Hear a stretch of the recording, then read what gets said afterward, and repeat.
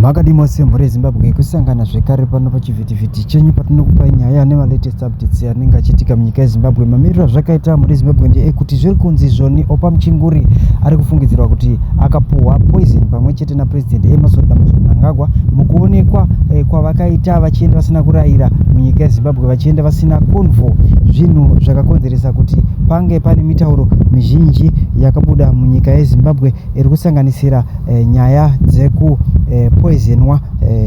Koita imwe nyaya iri kuzama kuda kubatanidzwa madots acho, iri kutaura ichinzi pane audio ndofunga tisu takaipublisha yatakange tichitaura ichitaura kuti Oppah muchinguri achiita sekunge ari kuyananisa sekunge ari kuenda kusaidi kwaVP Chiwenga, iyo yakaseculator wiki rapfuura ichizama kutaura kuti musarambe muchinetsa vachiwenga, kana vane mhosva vaendesei kumatare edzimhosva, tongoziva kuti vachiwenga vane mhosva.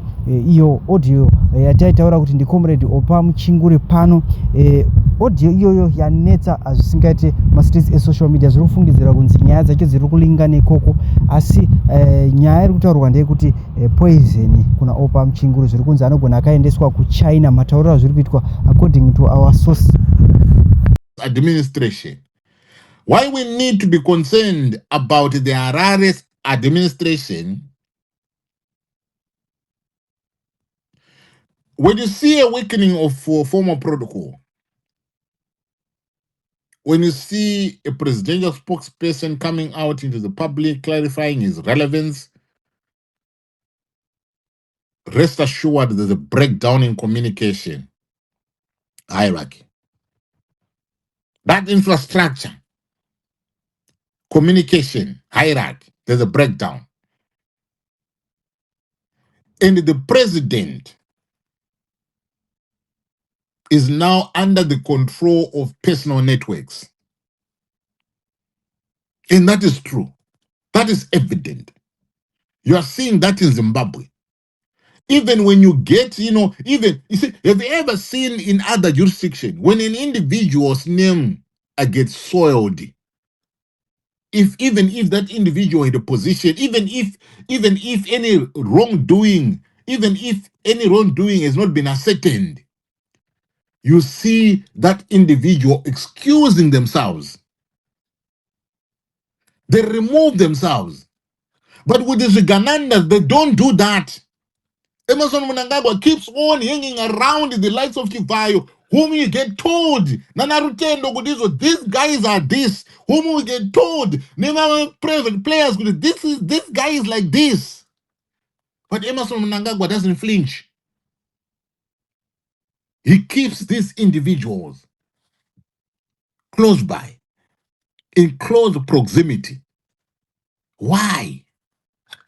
Because the president is now being run through informal or through these personal networks. He has built a network around himself.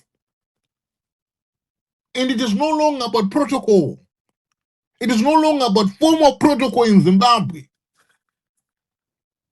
It is about the rise of informal gatekeepers. Vakaita sana Temba Mliswa.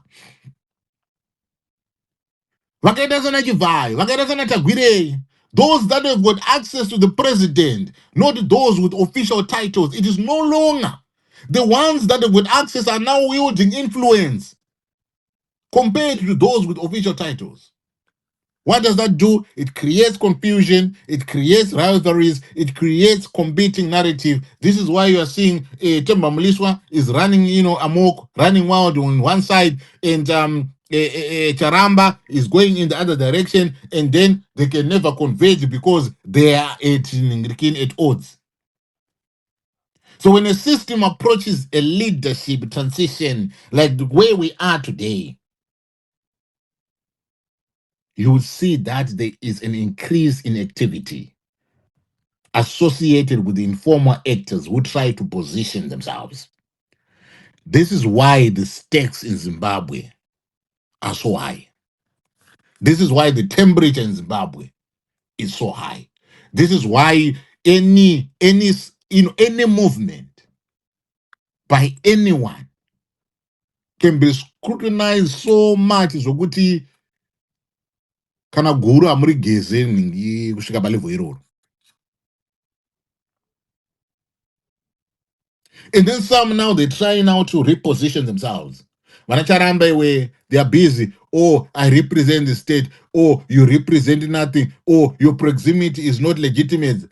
But the very need to say this publicly, ladies and gentlemen, shows that informal actors are encroaching on formal spaces. Those we dig up.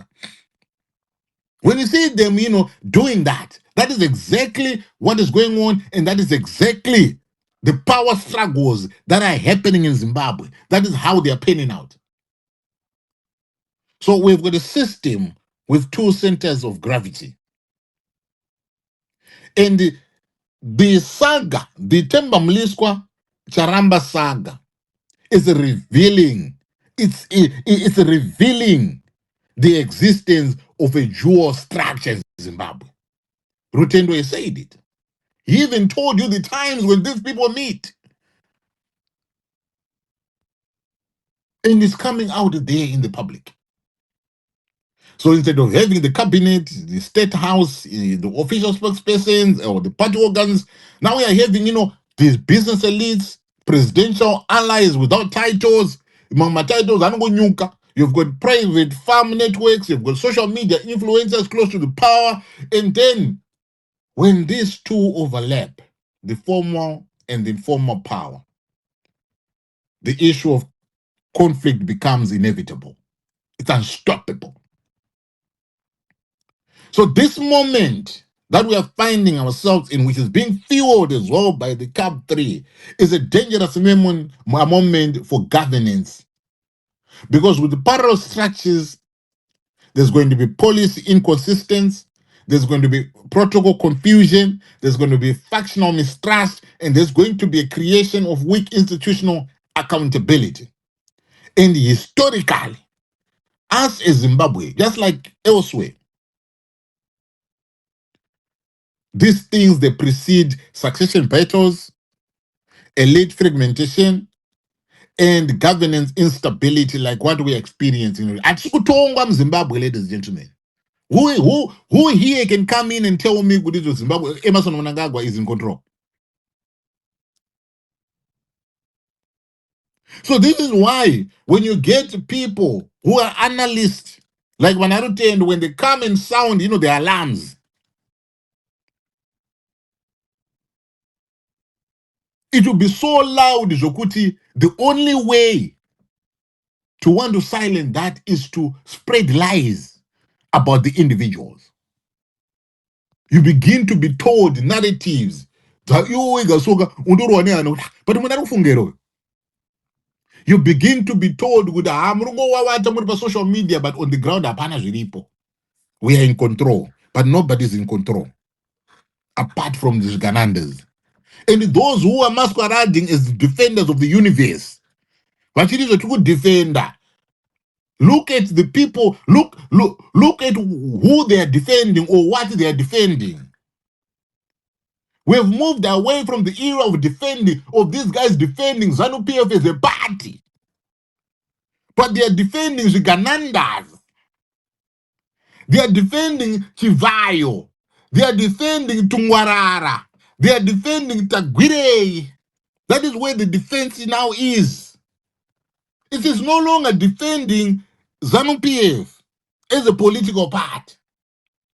Even though that is the umbrella body, but it is no longer that. It is something that is deeper, that requires our attention and our analysis. So, ladies and gentlemen, thank you very much for joining me at this moment. We are going to unpack this moment. It's not about taking sides, but to understand the deeper forces at play. We want to understand that. I think we have an understanding, but we want to go deeper. We want to explore what this clash reveals about succession anxieties existing in ZANU-PF, about the elites, the business elites in their role, and about the weakening of formal structures in Zimbabwe and the future of our political stability, because it depends on addressing These things, that I've, spoken about. Mofu murise. Dia kuno nyaman muri say. Ngodar kusewa